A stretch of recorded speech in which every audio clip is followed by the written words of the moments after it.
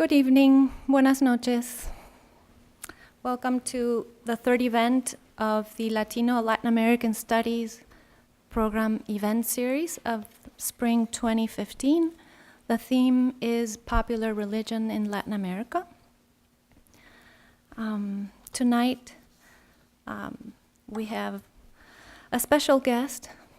Dr. Guillermo Mariaca has come all the way from La Paz, Bolivia, and I want to thank Professor Mariaca for leaving his students at the Universidad Mayor de San Andrés in La Paz to come to our universities and share what he knows, or part of what he knows, with our students here. Professor Mariaca teaches Bolivian literature and literary theory at the University of San Andrés, but he's asked me not to say anything else about him, to not give a boring introduction of his accomplishments, which are many. So if you want to know more about him, you're going to have to ask him afterwards or look him up on Google. He's asked me instead to read a short chronicle of a Spanish writer who recently traveled through Bolivia and wrote a piece that is very special, that gives, instead of knowledge, the feeling of what being in La Paz and being in Bolivia is like. And that writer is Fabián C. Barrio. So here goes.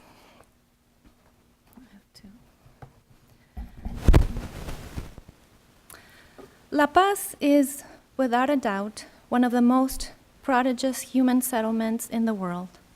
It is not a beautiful city. No, it isn't. But it is unique and unrepeatable. It is real, genuine, ghostly real. It is one of those rare places in the world with personality, soul, spirit, and I would almost say it is its own will. There'd be no way to replicate a city like that, not even if we wanted to.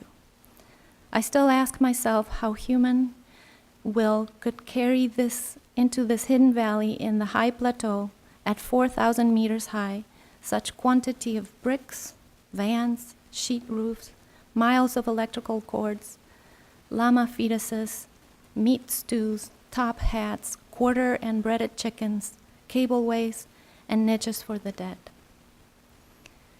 Its apparition behind an anonymous brick house gave me one of those intense sensations that justify 1,000 trips.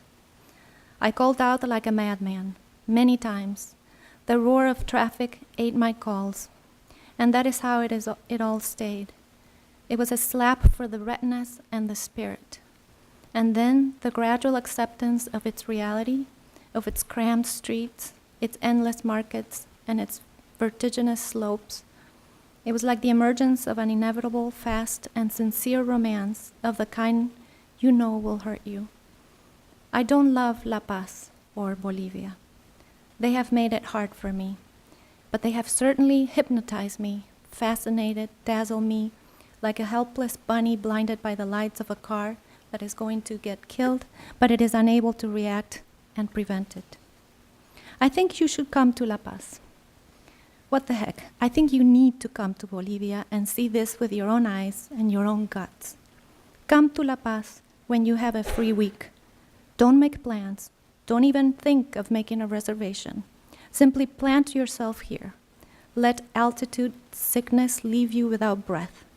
Come up to any hostel like another one of the Israelites who visit here in their baggy pants and with a lost look in their eyes. Wander the streets, get on a public van, and change barrios 20 times. And if you get tired, go on a tour to whatever you please. To that road of death, to the Titicaca Lake, to Uyuni, or to whatever. Let them shake you in a jeep and put you in another place where you will be left stunned and without words. Come, this will leave you open-mouthed. Tourism here has yet to be discovered.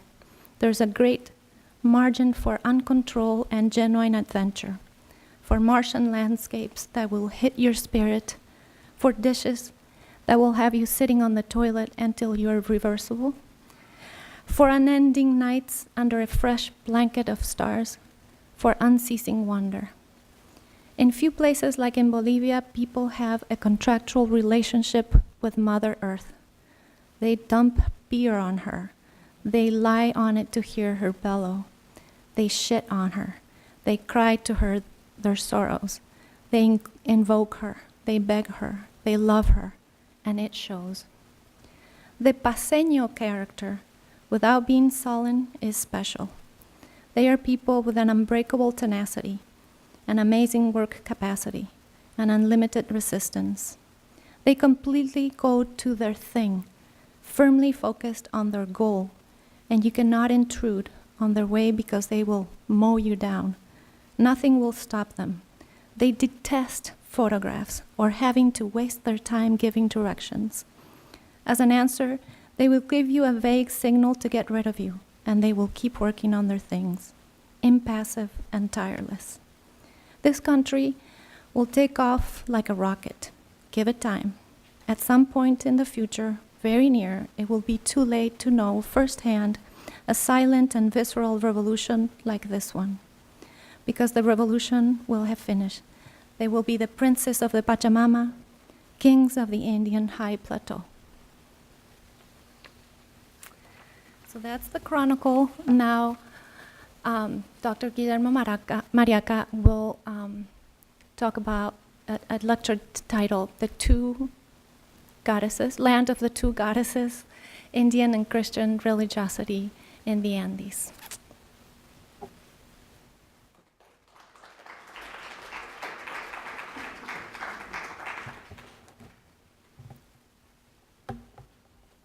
Good night.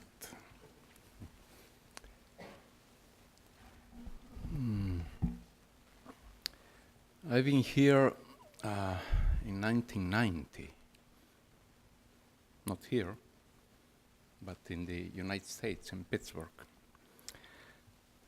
So it's 25 years since my last worked in English. I hope you'll understand and forgive my rusty, very rusty, very paseño English. I also been wondering what I am here for. Why did I come here? The lecture is a small part of it. I came to believe that. I think of two ideas these last 2 days. I thought on two ideas these last 2 days. One is, you all know that in the United States, Latinos, Hispanics, or whatever we are called, are now the first minority. Here in around Minneapolis, you have 60,000 Hispanics working in the fields. I read this today in a newspaper from Minneapolis. So Hispanic presence here is going to be more important every day. So my first question was, do we have something in common? Something really important? Do we have a bond in common?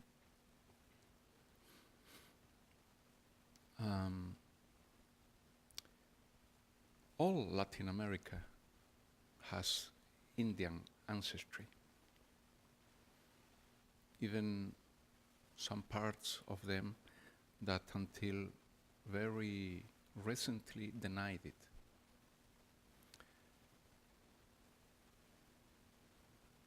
And the United States has none, or almost none, Indian ancestors.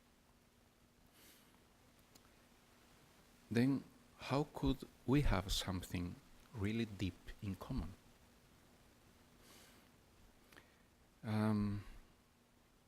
I couldn't believe at first the answer I gave to myself these last 2 days. I discovered, I'm not sure yet, but I have the feeling that the thing we have in common is religiosity.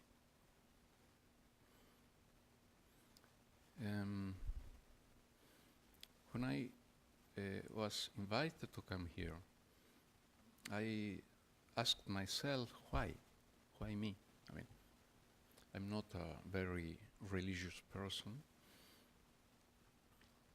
I worked with these things, Pachamama. It's not Pachamama, but it feels like Pachamama. And some other things like that. But not with the presence of Christianity in Latin America. So I had to think very hard in order to make that relation. But these 2 days, I realized that there was something in common, really important, really deep, really of what this morning I called gut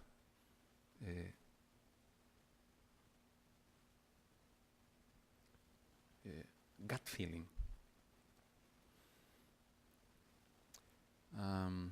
And it is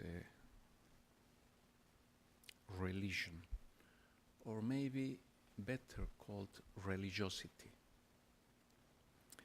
That's why I'm going to talk about them now. Not directly about this bond we have in common, but why religiosity is so deeply ingrained in the Andean region. Prelude, coloniality. This word has a genealogy of centuries, and because of that, it is a highly complex concept.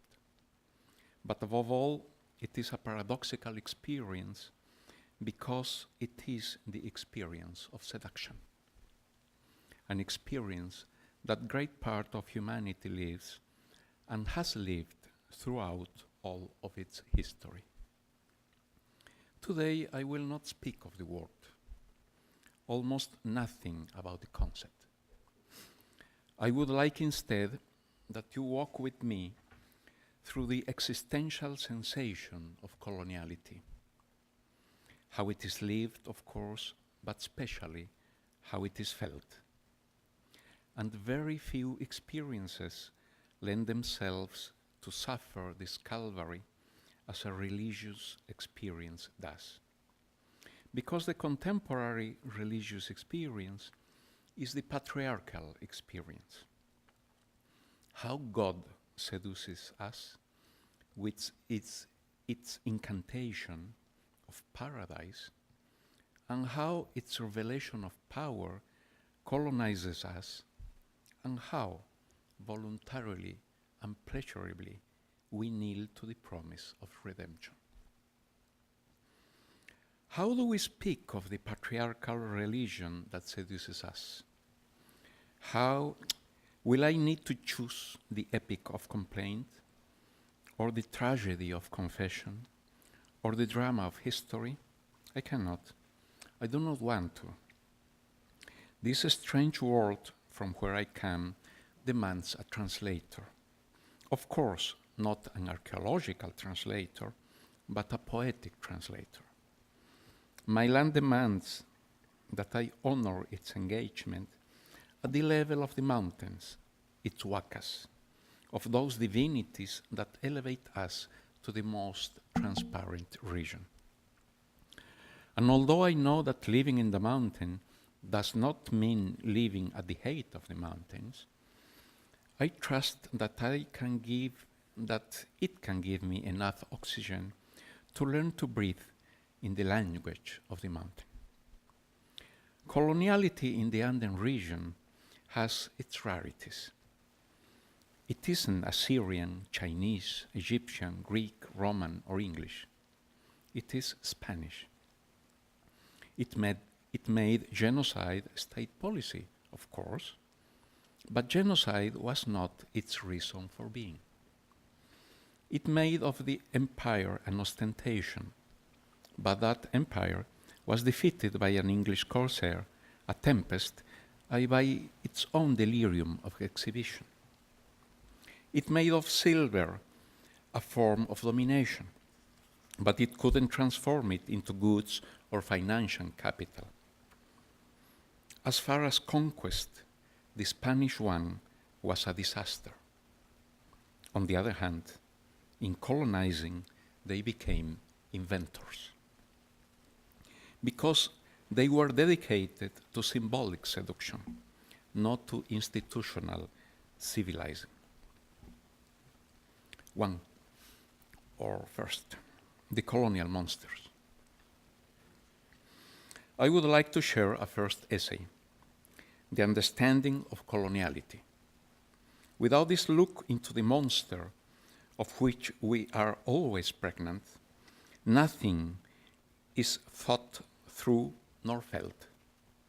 Without this look, coloniality would barely be only a political, military, or economic condition.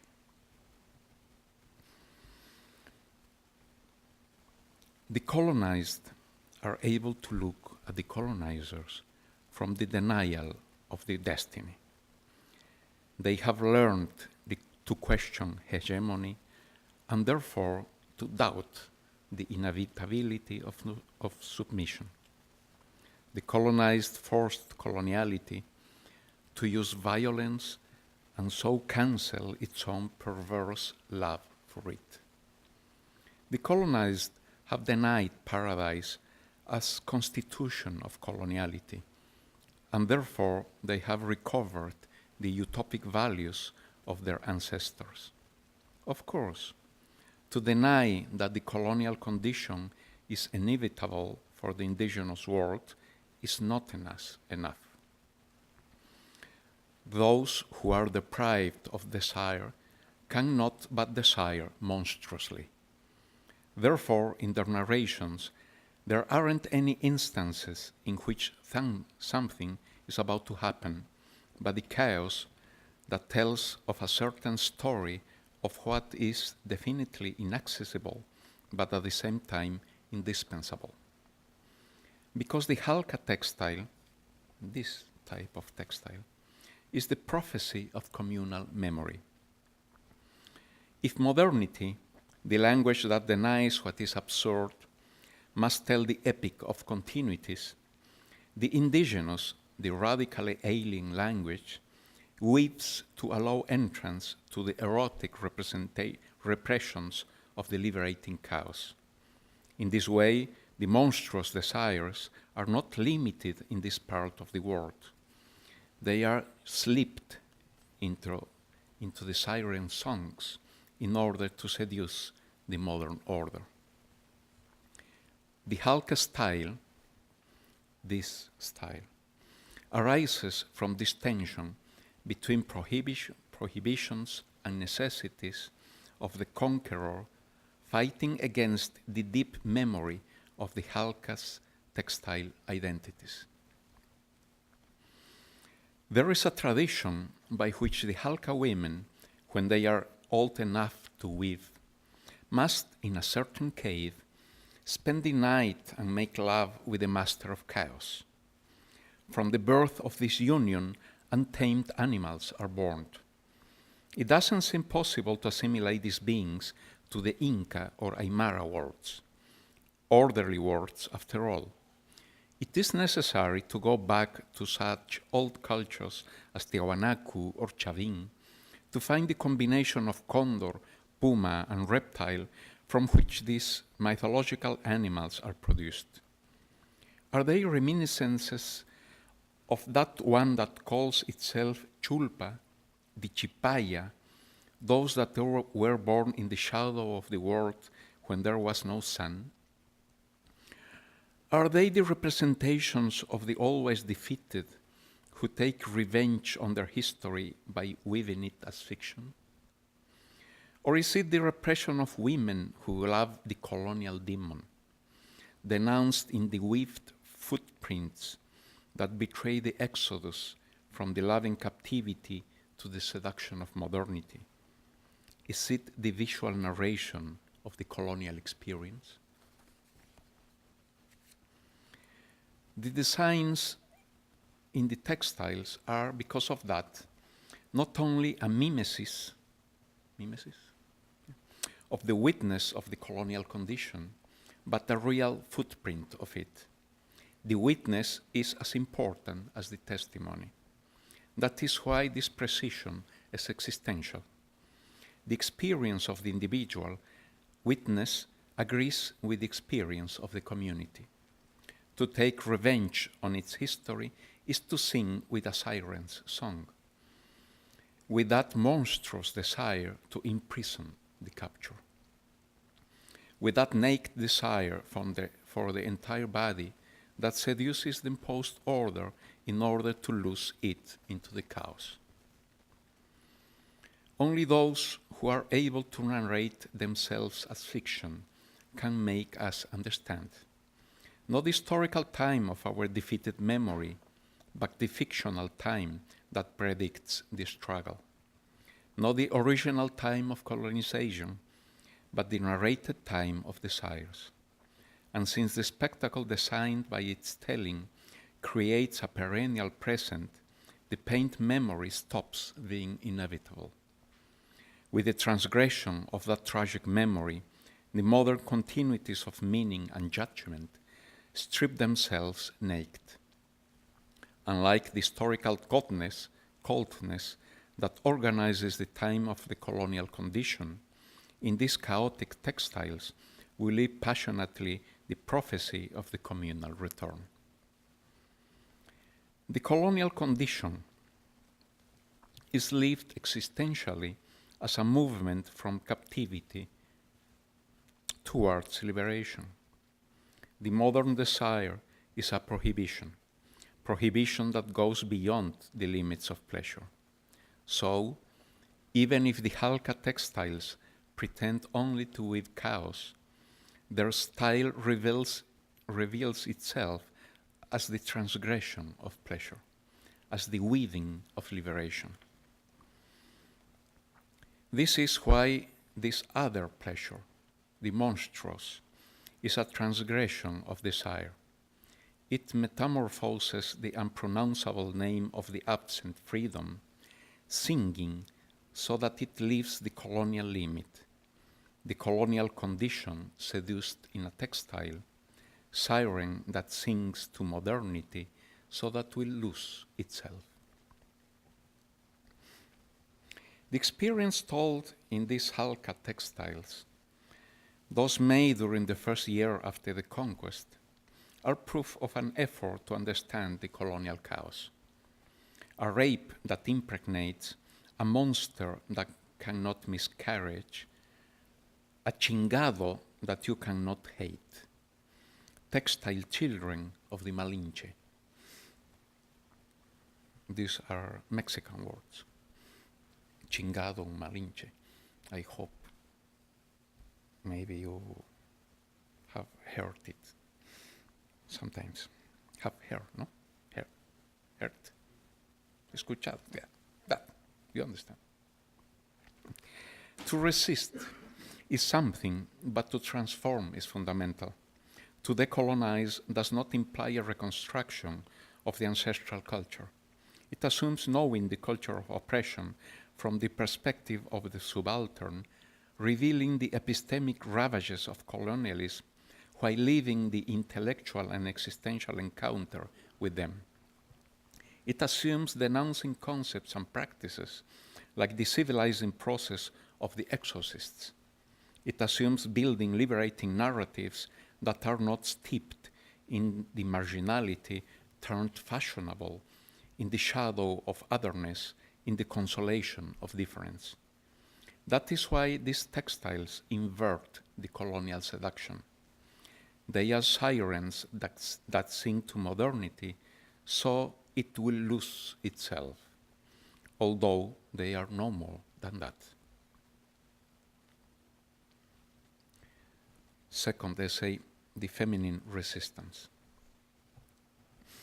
I share with you a second essay, The Colonial Negotiation from a Feminine Perspective in a Political and Religious Patriarchal Sphere. There was a woman who became a goddess. 5 centuries after being the mother of Jesus of Nazareth, the Council of Ephesus in the year 431 proclaimed her Mother of God. It was something that the first Christians already felt, as it is proved by this 3rd century prayer. Under your protection, we fly to thy protection, O Holy Mother of God. Despise not our petitions in our necessities, but deliver us as always from all dangers, O glorious and blessed Virgin. Or, as seen with some cynicism, that they needed to compensate upon the presence of feminine figures in every polytheist religions previous and contemporary to the Christian one. There was, however, a goddess that was always feminine, mother that was always feminine matter, earth, nature, fertility. The communion with her was realized with actions, not with prayers, because actions establish a bond of reciprocity, the prayers instead a hierarchy of submission. This essay speaks of the falling in love with each other of both goddesses.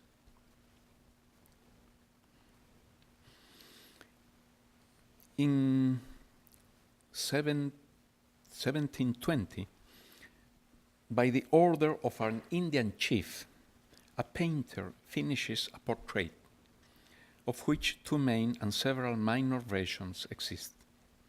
In it, he unites in the same image the Pachamama and the Virgin Mary. It is, of course, a clear example of how the aristocracies of all times have the ability to understand the place that powerful symbols occupy in the logic of governments and the hearts of the people.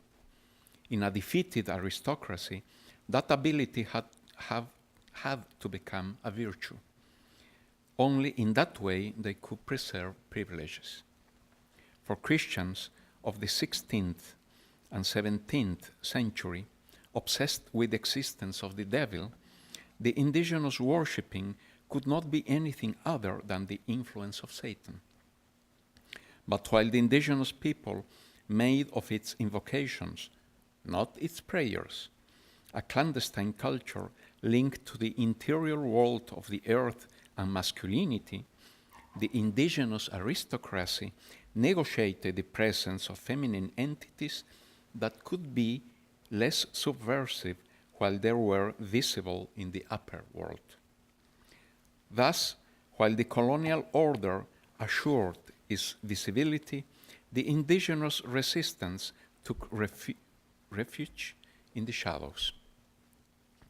The churches of the Indian people are full of virgins and angels and a couple of saints. The mountains close to those people are full of wakas. The parishes assured the church the benevolent visibility of power. The wakas, especially those that represented the Pachamama, ensured the Indian people protection and food. Therefore, the easy identification of the Virgin Mary with Pachamama. The masculine conquest was predatory, the feminine colonization was fertile. How about the mine?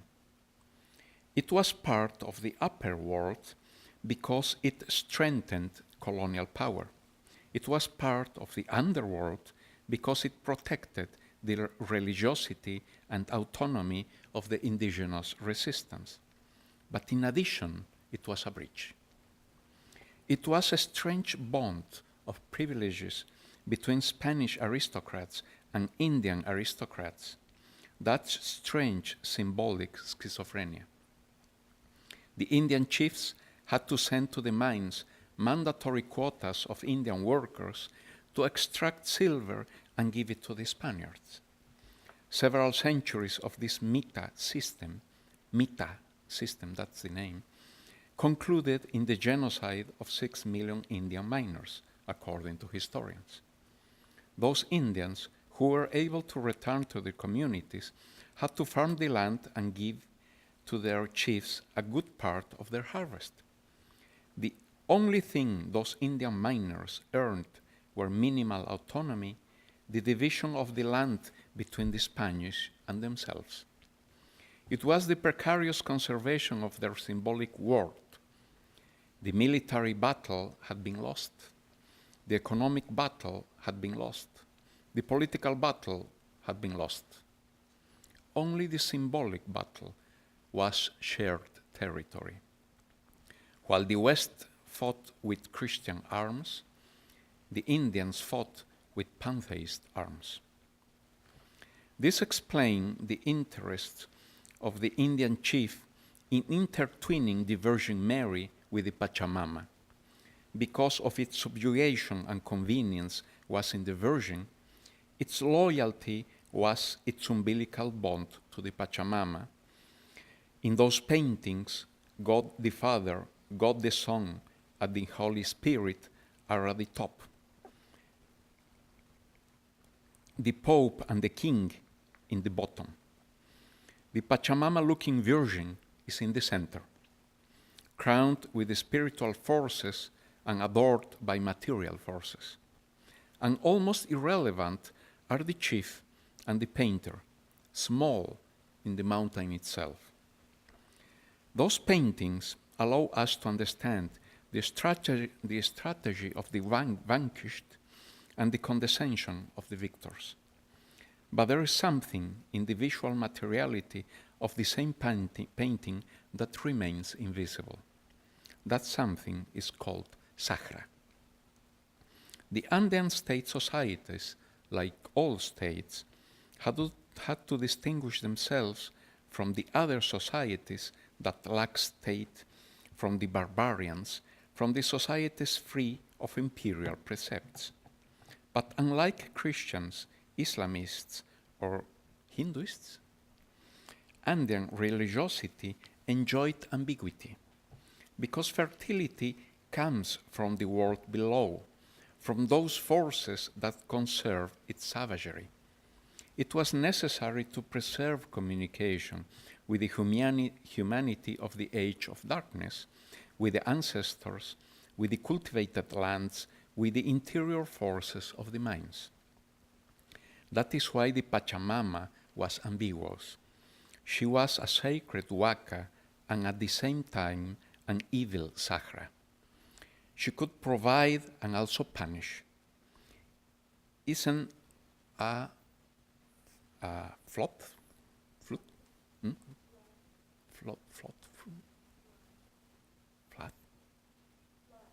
Flood? Yeah. Isn't a flood, a drought, a plague natural?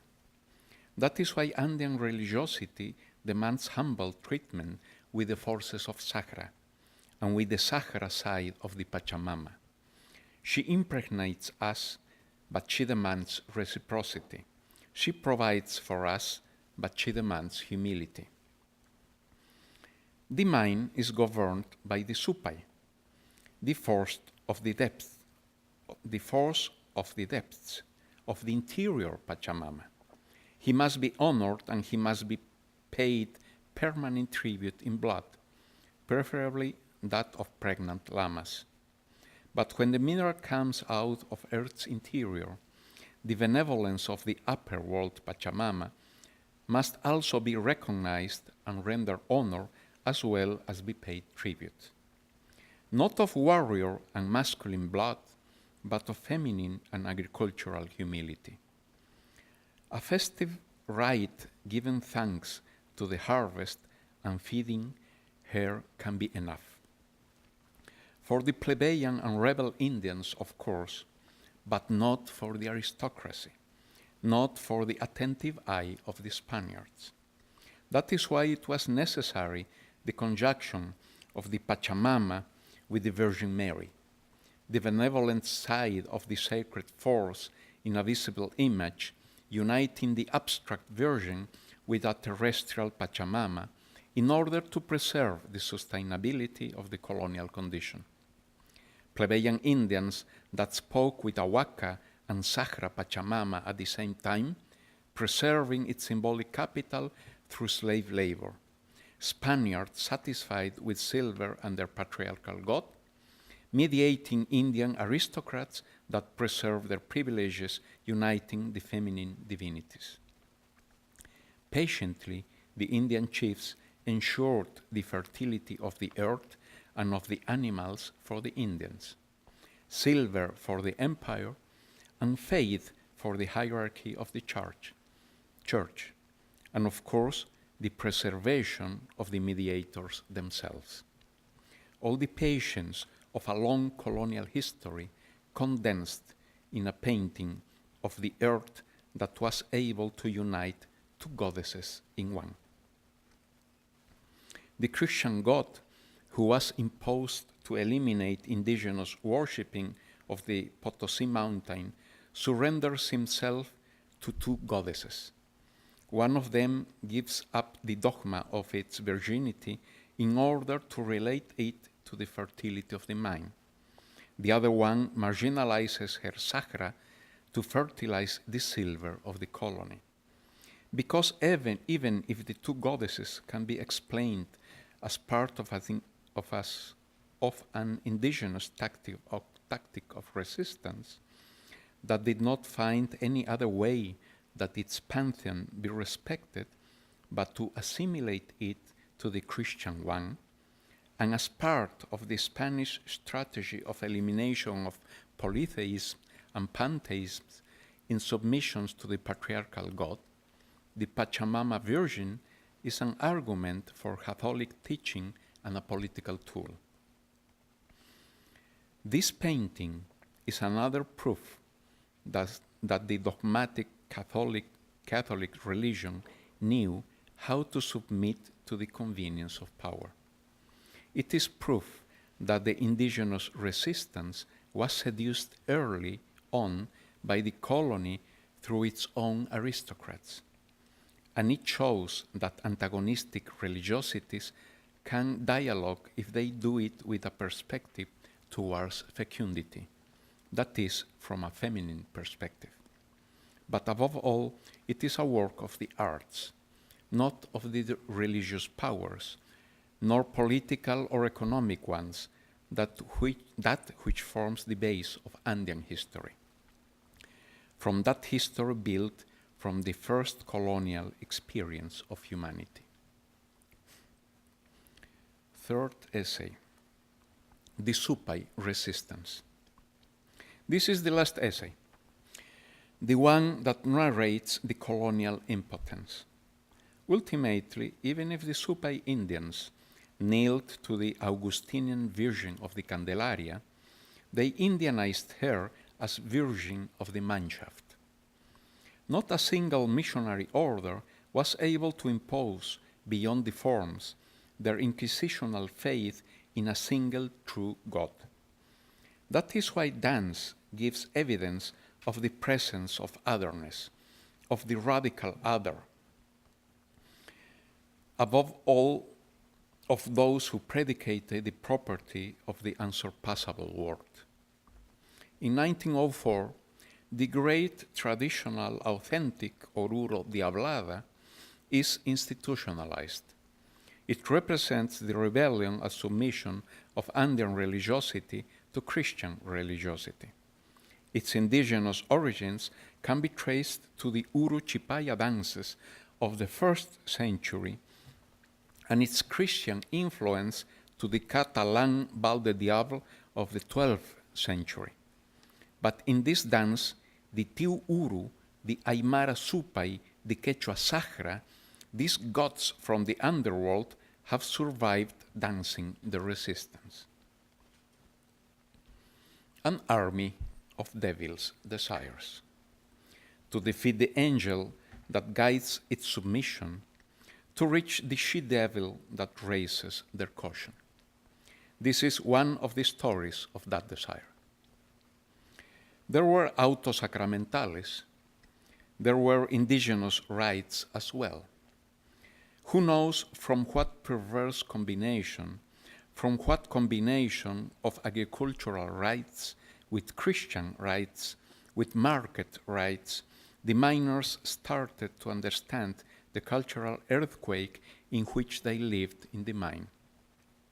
While yesterday they were only farmers, miners that used to worship the earth were converted by modern green in desecrators of the same land.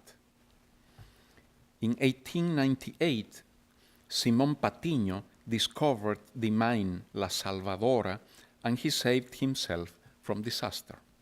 But he converted thousands of farmers into mine workers. Long twilight of the farmers entering the mine during almost all of the 20th century, becoming union leaders, becoming epic, turning into legend, precisely because of their work that degrades them to the depths of the earth. In 1952, the miners made the mines theirs, conscious that the devil would not forgive them the arrogance of wanting to be its masters. They want to govern the devil, but he takes revenge by blinding them in the face of the maneuvers of the international market of minerals. In 1987, the miners triumphed. They exhausted the devil of tin. They have killed its ally. From that moment, the Diablada becomes a product for export. Something had to replace the lack of foreign currency. A century of artisanal masks became a prize for tourists. A century of choreography to escape hunger and disdain is now hardly a TV carnival. Armed angels, those miners. It is said they forgive, but they kill. It is said they are Indians, but they want a living minimum wage with sliding scale. It is said that they respect the devil, but they chain him to the mineshaft. And all for the Diablada, for that dance that, thanks to the tricks of the vanquished, they know the ruse of the capital.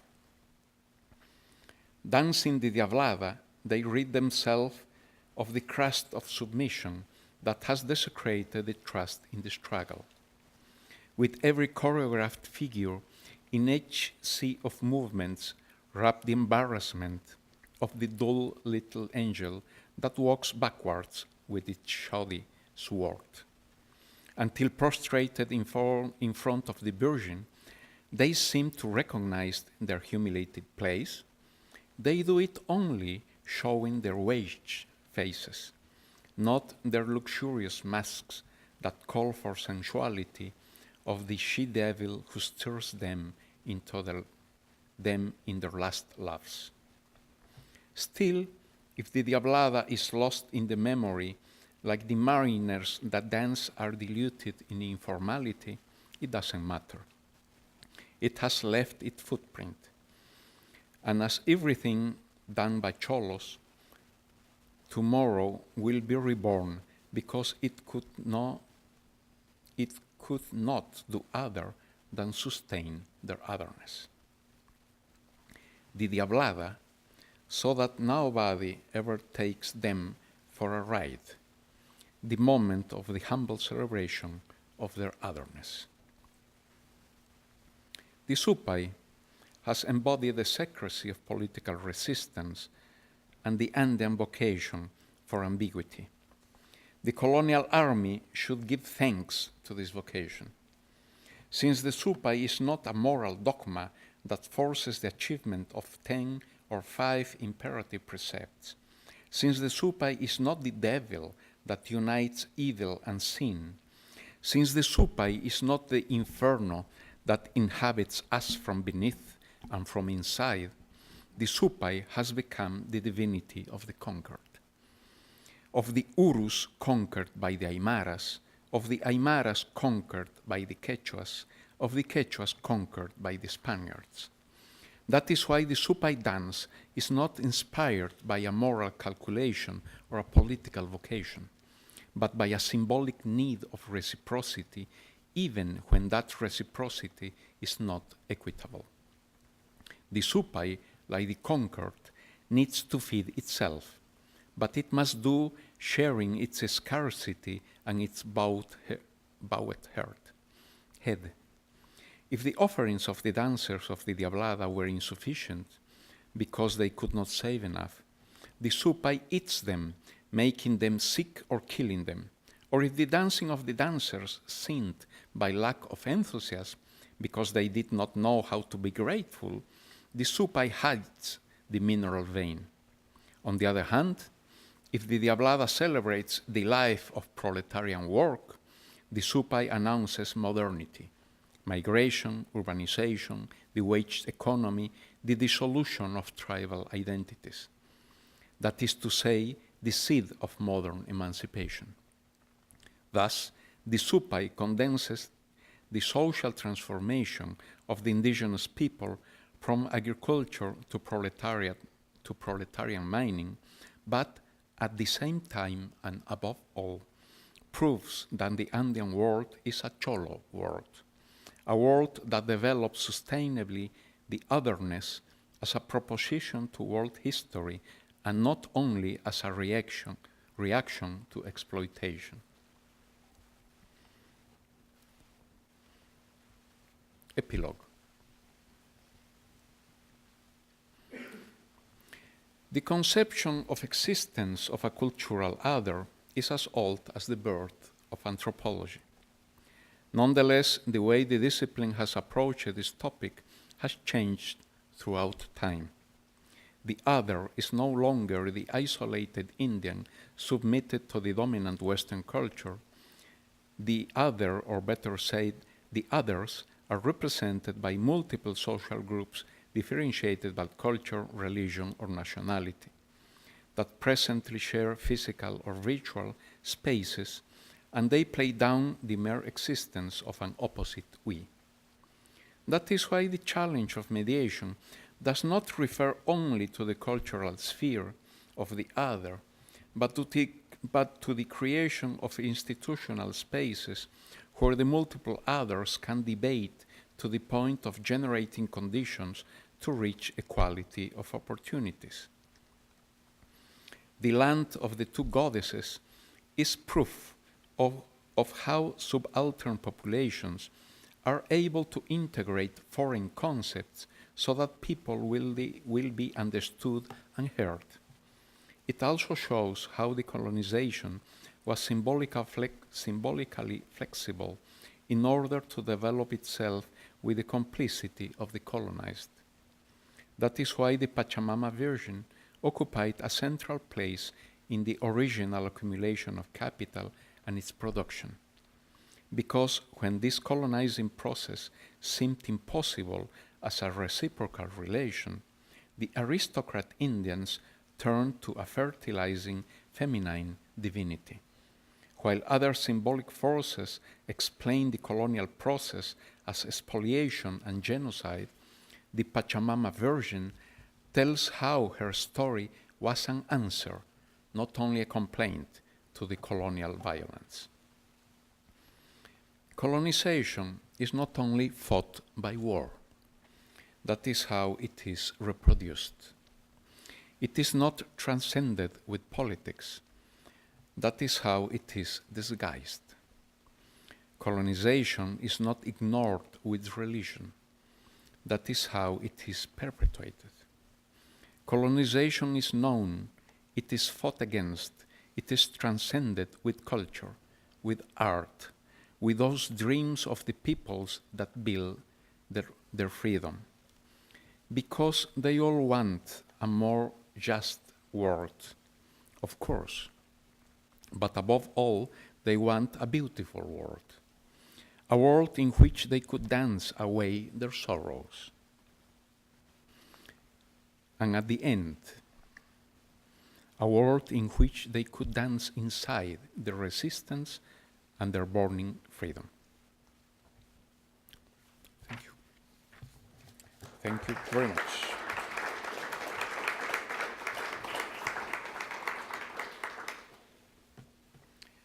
That's the Waka of La Paz, the divinity of the city.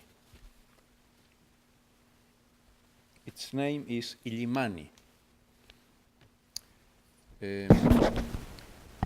That means el resplandeciente. How can that be translated into English?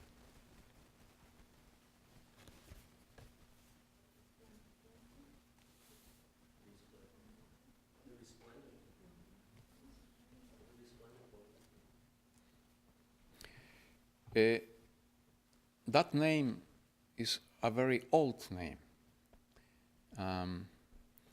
It's one of the very few words that we keep from the Chipaya people.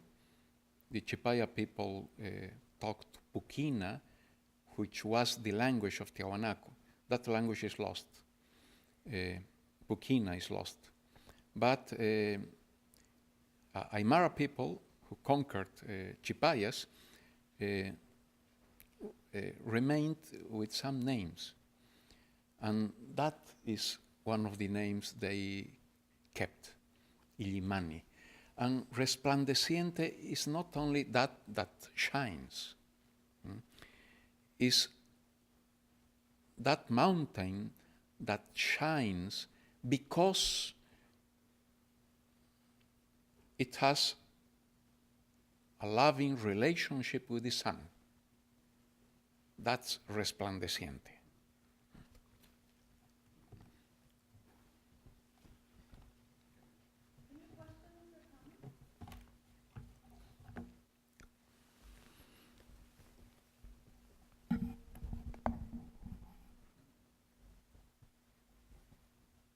I have a question about the historical development, especially of the dances. Was it, does it have a long history of involving both male and female dancers? I somehow expected when I started reading about this to have strict gender roles that wouldn't cross. It seems like that there's, at least in photos and videos that I saw, that it really is mixed. And I'm just curious about the history.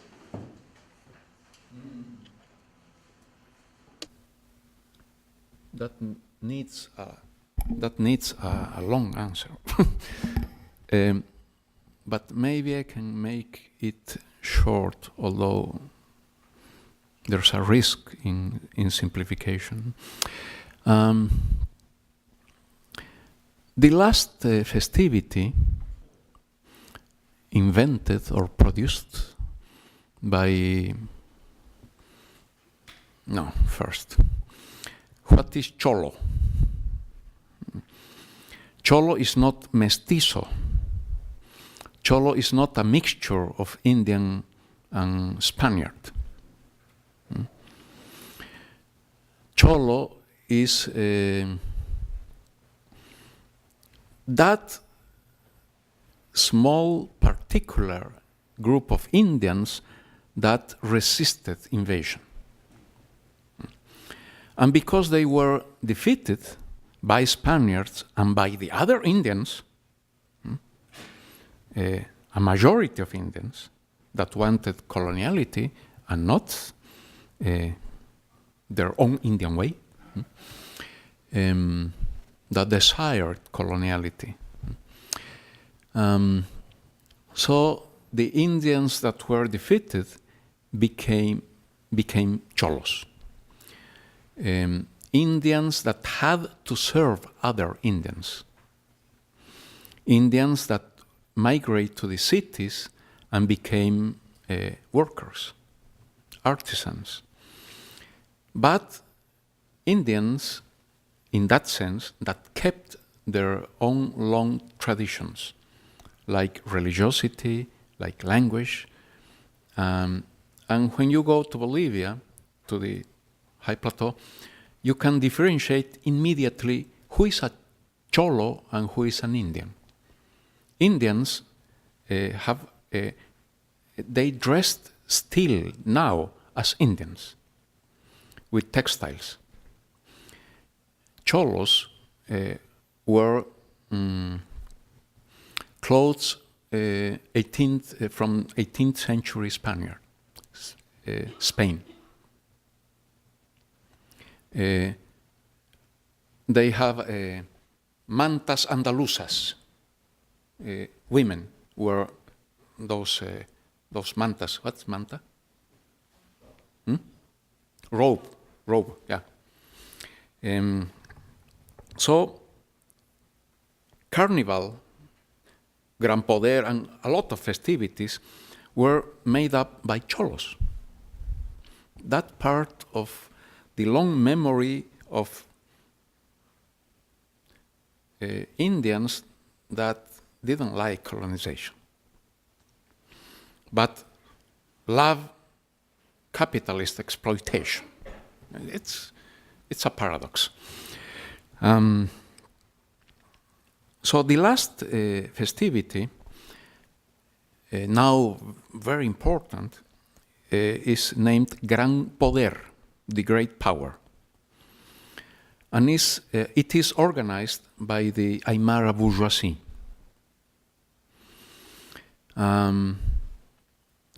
Until from 1974,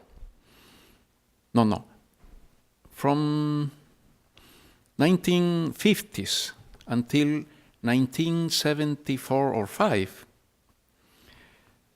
cholos, which are very machistas. What's machistas? Machistas? Yeah, cholos, very machistas. Prohibited women to dance.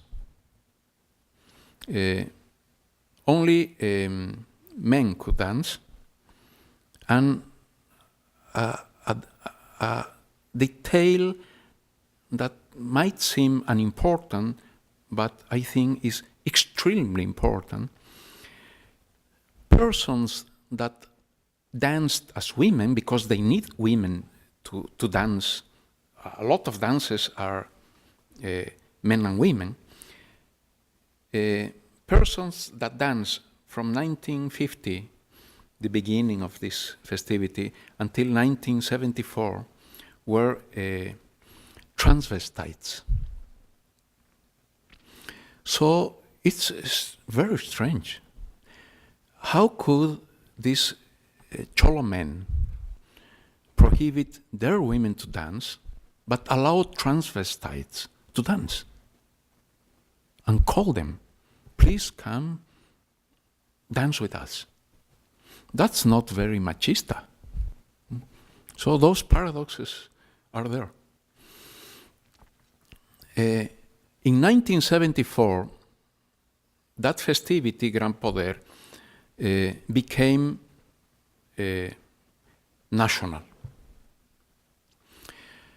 And so women decided not to be marginalized anymore. And they told, if we don't dance, you don't dance. Nobody dances.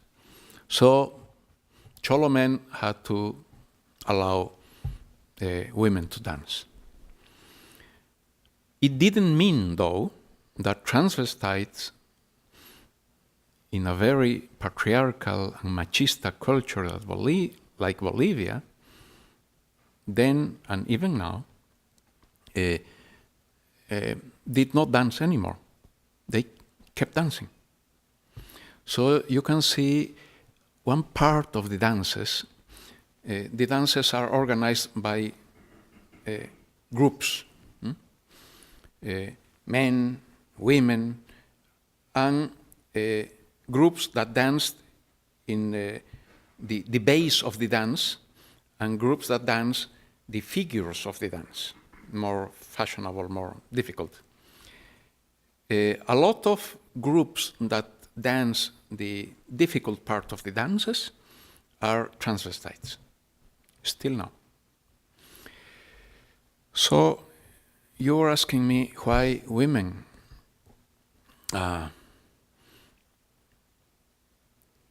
dance now and very long time before also women danced. I would answer then that the 20th century was a century of capitalist machismo. Colonization allowed the presence of women. It was extremely important for them. That's why the Virgin Mary and Pachamama are together. That's why feminine religiosity was the only way of dialogue, the only bridge between two religiosities. But in the 20th century, that was not anymore necessary, and in some way. And in the cities, capitalism was the most important part of it, and workers, traditionally workers in the world, capitalist, proletarian, is very machista. Exactly the same in Bolivia, until now. Now, for the last 20 years, cholas decided they had to dance. They have to recover their historical place in that culture.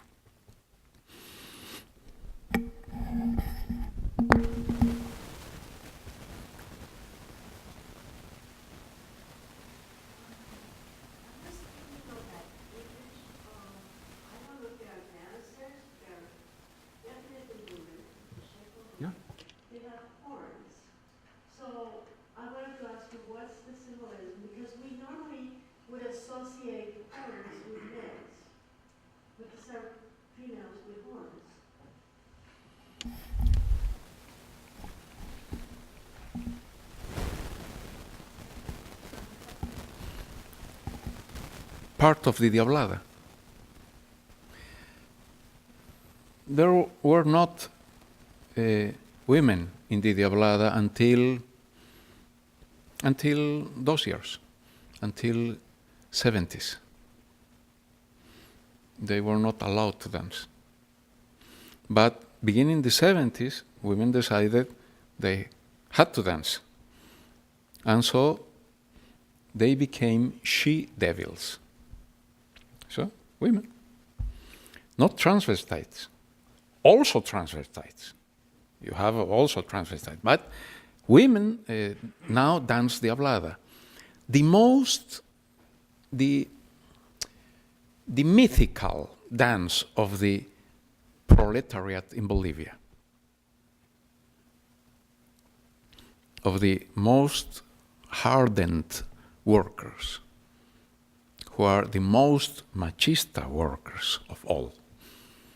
But even they had to allow women to dance. And it has to do with this long history of feminine religiosity that was cut at the beginning of the 20th century. But now it's again back. If you go to Oruro Carnival or to the Gran Poder in La Paz, or a lot of festivities there, you'll find women dancing.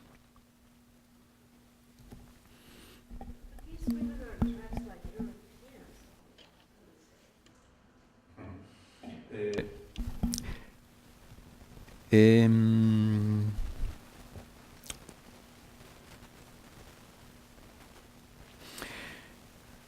It's possible to make a history of the masks. And the masks would show you how the origins, how the destinos, lugares de llegada, okay? Yeah, how the destinations of minerals should go. At the beginning of the 20th century, masks didn't have dragons like these ones. Up there are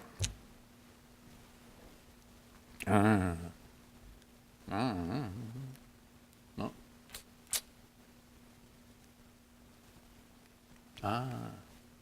Yeah. That is a Chinese dragon. Because they buy their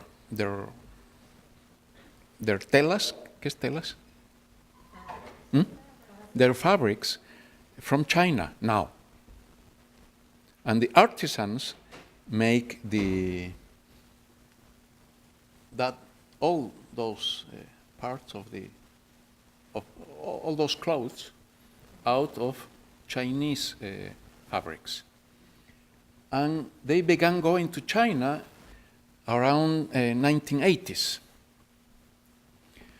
And they discovered in China dragons, and they loved them. Before going to China, these were not dragons, they were serpents. Because the masks until 1980 had the 3 plagues that invaded Chipayas. And the 3 plagues that invaded Chipayas were serpents,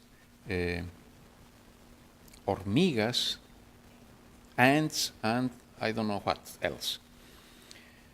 And so the first masks were used those mythical animals, not only animals. Then it came the National Revolution in 1952, and the masks changed again. The masks had Quechua figures, because Quechuas, Incas, sort of felt marginalized by Aymaras, and they had to say that they are still the majority of Indians in Bolivia, and so we have to go and invade the Aymara carnival.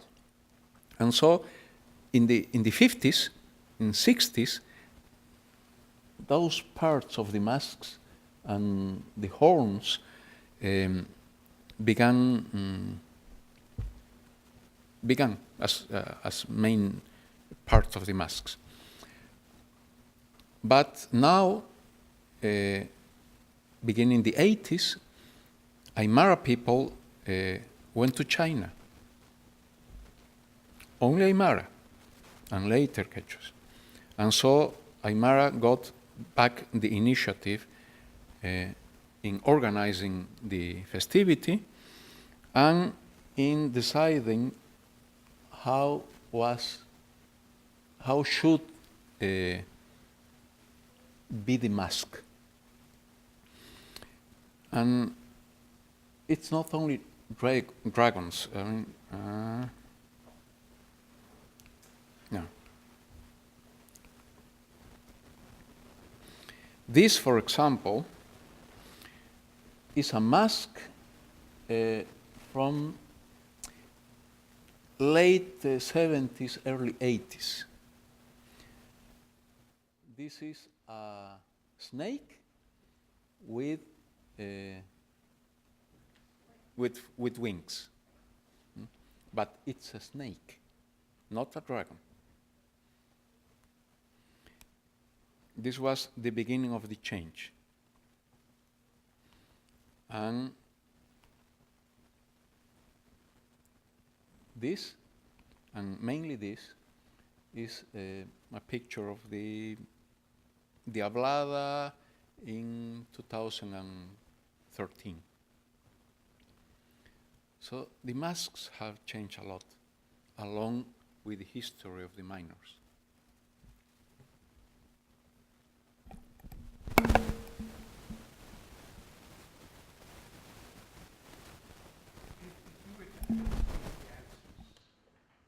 What meaning do they attach to their dance? Are they like common folk here in the States who, during our great pageants, if you ask them, why are you participating in that parade? Well, that's what we do. Of course, it's a patriotic holiday, we're being patriotic. What meaning would they attach to what they're doing here?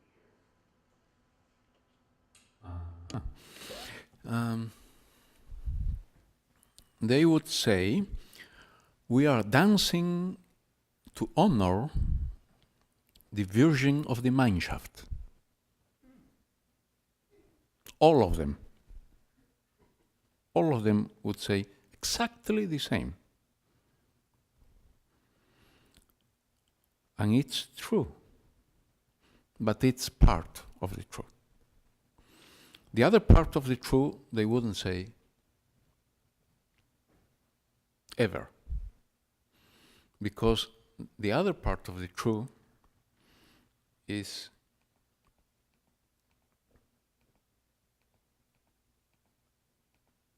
this. These are minors, and that is, in our terms, the devil. But that's not the devil. It is called Supai. And I said Supai is the evil part of Pachamama, evil side of Pachamama. And that's prohibited. I mean, you cannot say that. That's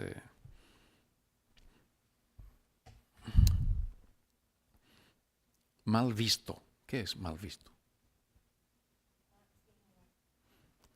No. That's not acceptable. Because if you dance these minors, those, they dance the hablada. And when they dance the hablada, they are honoring the Virgin of the Mineshaft. And that's in the upper world. But when they are working, they honor the evil side of Pachamama.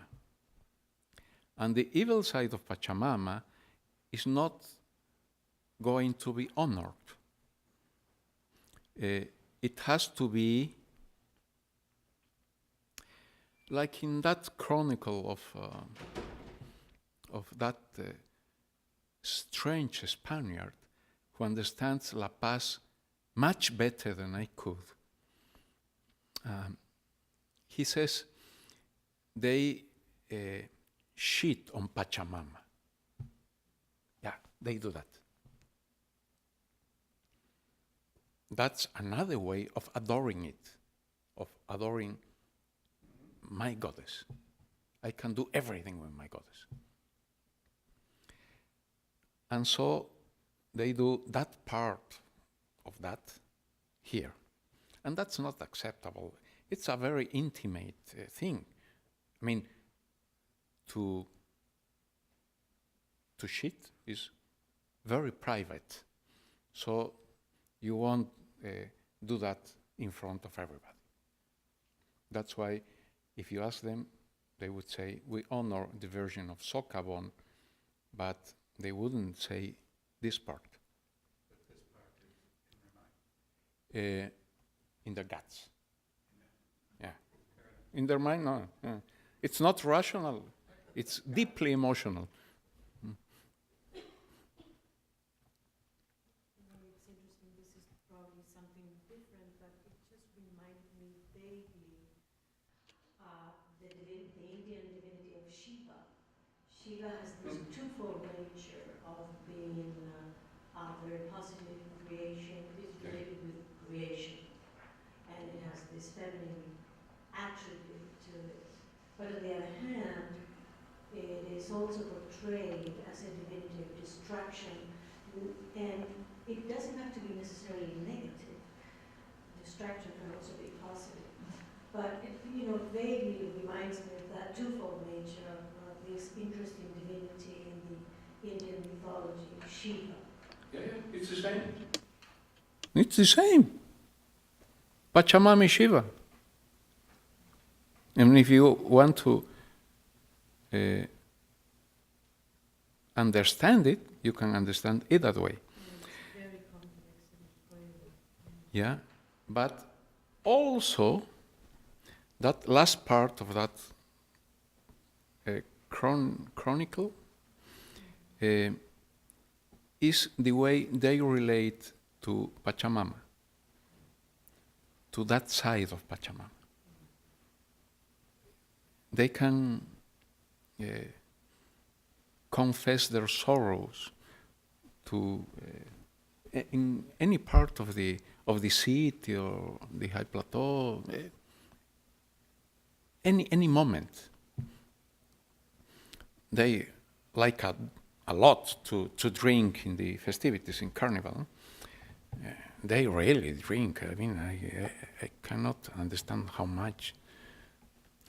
And once they are drunk, really drunk, they begin to cry. And when they begin to cry, they talk with Pachamama. Not with his friend, no, with Pachamama. And it's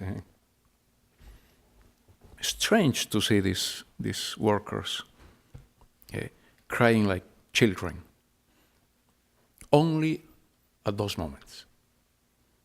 Because all the other moments, they are legends, really legends. The proletarian, the miners of Bolivia are a union legend in Latin America. And they are, for them to work with dinamitas and to resist the military dictatorships was part of their natural life. It was not a heroic movement or moment or a lot of consciousness, no. It was natural for them to fight for freedom or for democracy or for whatever was that. Except in the moments of those festivities. They wouldn't cry when tortured, but they would cry when dancing for Pachamama.